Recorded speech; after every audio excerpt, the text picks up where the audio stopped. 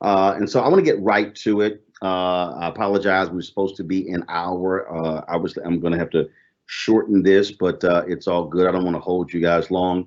I want to talk about, with the second lecture series, what I'm calling the third Reconstruction.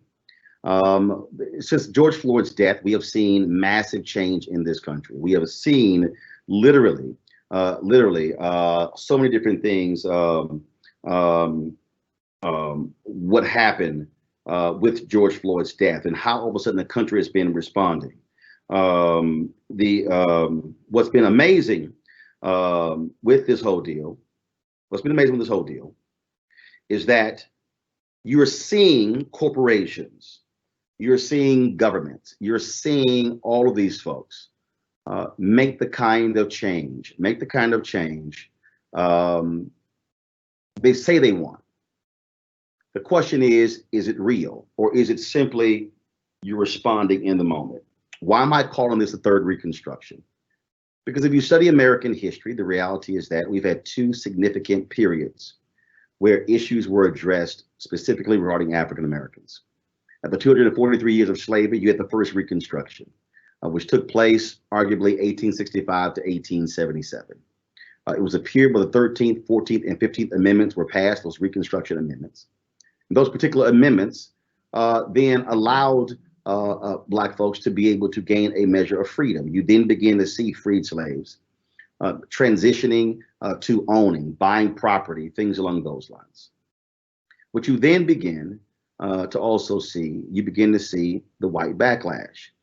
The reality is, even though the first Reconstruction lasted 10, 12 years, if you read W.B. Du Bois' book, Black Reconstruction, he actually has it going much longer, around 20 years. It was only about the first 5 or 6 years where it was serious, where you had folks then begin to say, okay, we've done enough for these free slaves. It's time to move on. Now, I want you to do the math. You had 243 years of slavery in the United States. Then all of a sudden, after 5 or 6 years, all right, we're good.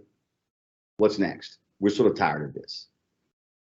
By the time you get to 1876 as a presidential election, folks have gotten tired of, frankly, freed slaves. And so you then had the South demanding that they remove the federal troops from the last 3 remaining Southern capitals. And with the election of 1876, it was a contested election. So the Republicans said, look, if you let Hayes becomes president, Democrats say, we'll let Hayes becomes president if y'all will remove these last federal troops from the last 3 Southern states. Republicans agreed. Black Republicans said the Republican Party turned their back on them. The moment they did that, that's why you have a thing called the Great Compromise of 1877. That is what led to Jim Crow. That's what led to a Supreme Court making various decisions. First of all, Plessy versus Ferguson, invalidating the Civil Rights Act, where literally the Supreme Court ruled that Congress had no authority to end segregation. Seriously. You then begin to see the Jim Crow laws come in place. So it was the Great Compromise of 1877 that ended the first Reconstruction. It led to 92 years of Jim Crow. Then we go to the 1950s, Brown versus Board of Education. First of all, you got to remember, there was no Civil Rights Act that was passed from 1875 until 1957. So all of a sudden, you have the Brown versus Board of Education decision, 1954. Then you have Emmett Till's lynching in August 28, 1955. Then you have Montgomery bus boycott beginning on December 1st, 1955, which ushered in the second Reconstruction. That then led to, of course, very similar to the first Reconstruction, 13th, 14th, 15th Amendments. The second Reconstruction, which we don't really call it that, but it's really what it was. If you read Manning Marable's book on the second Reconstruction, he has a longer period, but it's really 1954 or 55 to 1968. I will push it to 1970. So you have the Civil Rights Act of 64, the Voting Rights Act of 65, the Fair Housing Act of 68. King gets assassinated in 1968, which led to the Fair Housing Act. It had been blocked. It had been filibustered for 2 years. And so really, I'll push it to 1970. So that's a period of 15 years, 1955 to 1970. So the first Reconstruction lasted 65 to 77, 12 years. The second Reconstruction lasted 1955 to 1970, 15 years. So we are in what I call the third Reconstruction. But the third Reconstruction has to be completely focused about economics. You might ask why? Because that was the greatest failure of the first two Reconstructions. In the first Reconstruction, Abraham Lincoln, he pushed forward the Freedmen's Bureau, which was designed to help freed slaves. The Freedmen's Bank was opened. You look at Henry Skipgate's documentary on the Reconstruction period. In modern day dollars, $1.3 billion in money from freed slaves was squandered and stolen. There was no bank bailout. Those folks simply were left high and dry. So if you think about Black wealth today, and if you think about the Reconstruction period, the failure of the Freedmen's Bank, Frederick Douglass put in the equivalent of $20 million to prop the bank up and it still failed. If you look at that point, again, modern day, $1.3 billion in money from freed slaves stolen. All white men controlled the Freedmen's Bank. You then go through the period of Jim Crow, Klan, basically slavery without shackles, land stolen from African Americans. And there's this constant having to restart and rebuild, restart and rebuild, restart and rebuild. And so as a result, what you're dealing with here is you're dealing with a economic calamity. The first Reconstruction was about laws, voting laws. It's about doing business with African Americans. Civil Rights Act took place in 1860s. But what we have to understand here is that this piece here, this period here is the third one because it has to be about money. Because money is the piece that we always need to deal with, that Americans never want to deal with. Dr. King talked about this in his book, Chaos of Community, Where Do We Go From Here? It is because America wants us to be free, but America does not want to deal with the economic piece. So as we are analyzing all of these companies, okay, as we're analyzing these companies and the giving that this money they're giving, we have to be asking ourselves, is that really enough? For instance, Adidas, when Adidas announced that they were going to give $10 million, their company had an uproar in their company. The next day they announced it was $100 million. I've seen some reports that companies have announced initiatives totaling $20 or $30 billion. But you still have to ask yourself, is that enough? I think what we should be in right now is really locked and load on the financial piece, and that is, how do we make amends, and how then do companies, how then do universities, how then do all these entities, again, address the economic condition of African Americans if we're going to move forward? There are those who say it's reparations. We know that is a hot button word for people on the right and also on the left. But for companies, it's totally different. And so I think what we have to understand here, we have to understand what is going on in this country is an economic reckoning. And this economic reckoning this period can't be like the two previous two, where we're so fixated on changing laws if we're not dealing with the economics. Because what happens if you shift resources from the police and you defund the police? What happens if you do that? What happens if you begin to impact mass incarceration? Are you still dealing with the economic conditions of African Americans?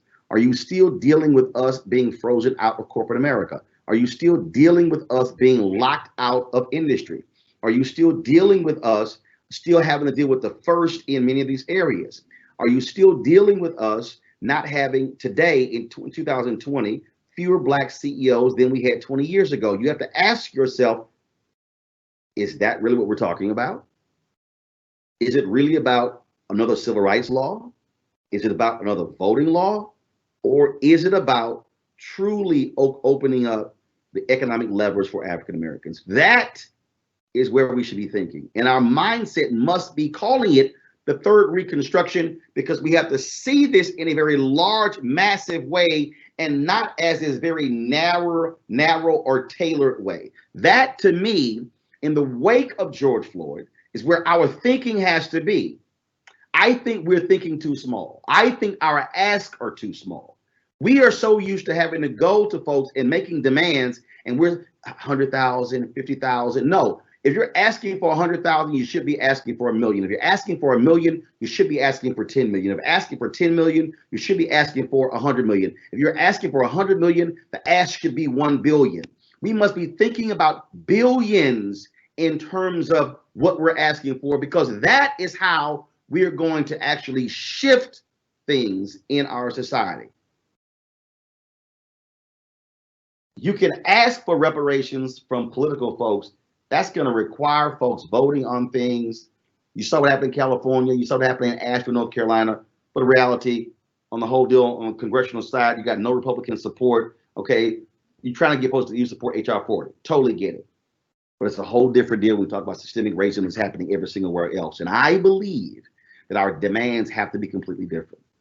I believe we must be framing this in a third Reconstruction, and we must be looking at this as a period of 20 years of Reconstruction. First one was 12, second was 15. This one has to be at least 20 years. Why am I saying 20 years? Well, first and foremost, we're going to be the nation majority of people of color in 2043. So to use George Floyd's death and Memorial Day as the marker, that's 2020. This period of focused, active engagement of economics needs to take place all the way through 2040. Our thinking has to be that way. We cannot be thinking about this only within the framework of the next 1 year or 2 years. No, we have to be thinking about this for the next 20 years, because we must be confronting the economic quicksand that we've been operating under, as opposed to saying, no, we're going to create a concrete or a cement or even a steel floor for us to be able to stand on. And I know it's hard. I know it's hard for folks to understand. I know it's hard for people to have to grasp this concept, but it really is thinking much larger and bigger than we have been. I think that's been one of the problems for many of us. We think way too small. And so I want us really locked and loaded and focused on really framing this in a third Reconstruction. Reverend Dr. William J. Barber has a book titled Third Reconstruction. He talks about this from a political, social issue. He's also talked about this from a poor people's issue as well. That's how we must be thinking about this. And I think we should be pushing organizations, be thinking much larger. And we also have to challenge companies. No, don't just make social investments. You hear the people say, oh, we're going to invest in social justice. See, that's what always happens. No, there must be direct. You look at what's happening with these different companies, the deal John Hope Bryant announced with Shopify, where they're going to stand up 1 million Black businesses. That must be it. That must be how we are approaching this. It has to be looking at this as a third Reconstruction. That's where we have to be if we truly want to be able to change the condition of our community, of our neighborhoods, of Black culture. A third Reconstruction. I think you had questions.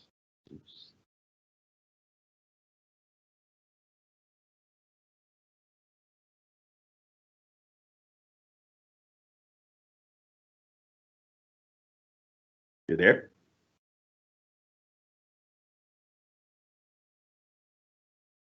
Hello. Hello. Yes, you're there. Yes, we are. Yes, go right ahead. With the questions from the Q&A? Yes. Okay. So Let's. And the only reason, sorry, folks, with the technical issue, I literally have a hard out because we had another piece we have to do well, it was at 1 o'clock, so we're trying to push it as we speak. So sorry about that.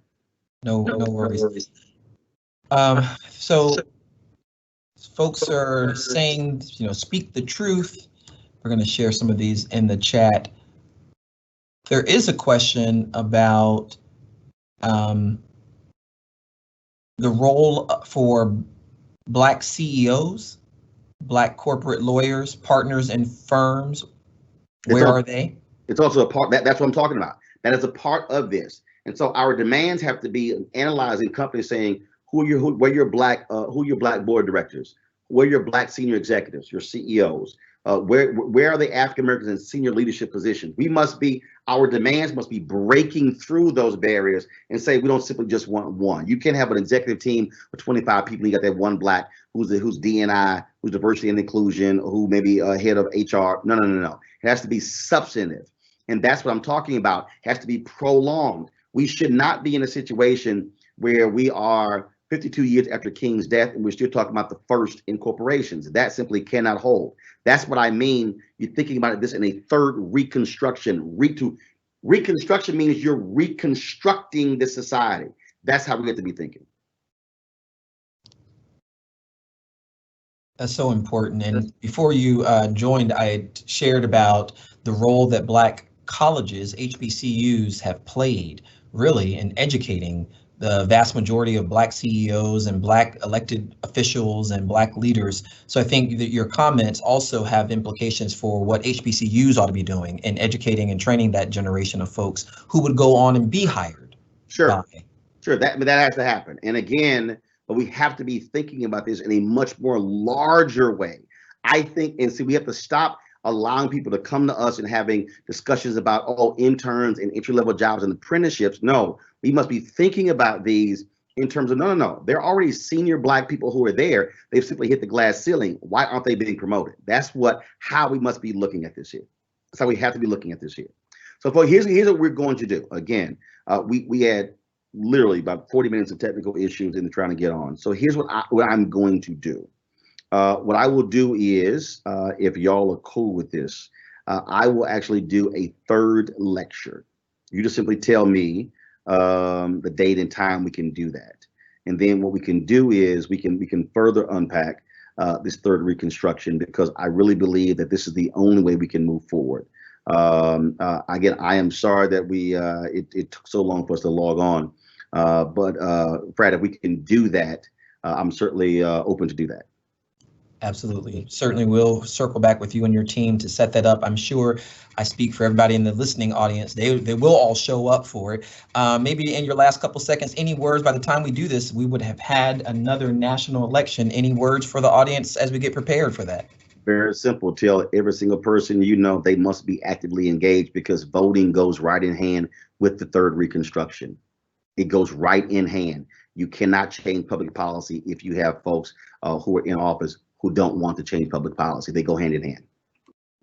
All right. Thank you very much. I appreciate it. Thank you very much. My pleasure. And so, IT, if you'll put me back in queue. Just want to say special thanks again to Roland Martin for joining us for this second lecture, taking on the topic of reconstruction. Thank you for all of you who tuned in and shared your thoughts in the Q&A and comments. The live chat is still open. It's not too late for you to share your name, drop your contact information. We've got plenty more to come. As you heard it right there live, we're going to try to get a third lecture with Roland Martin so that you can have more time to connect with him. But November 4th, 12 o'clock p.m. Eastern Standard Time, we will have Professor Distinguished Lecturer Michael Eric Dyson. I'm looking forward to what Professor Dyson is going to share with us. We appreciate all of you for staying tuned, both here in the live teams and certainly on all of our social media platforms, for staying tuned with us and working with us and your patience through our technical difficulties. We will tag as a team afterward to make sure that we are able to work through those details for our next lecture. Again, connect with us, VUU Global, hashtag VUU Global on all things social media. Stop by our website, www.vuu.edu, and certainly visit the VUU page, register for that next coming lecture, connect with us on social media. If you're interested in more information about any of the exciting things going on here at Virginia Union University and you need to connect with someone, it's the number 4 HELP at vuu.edu.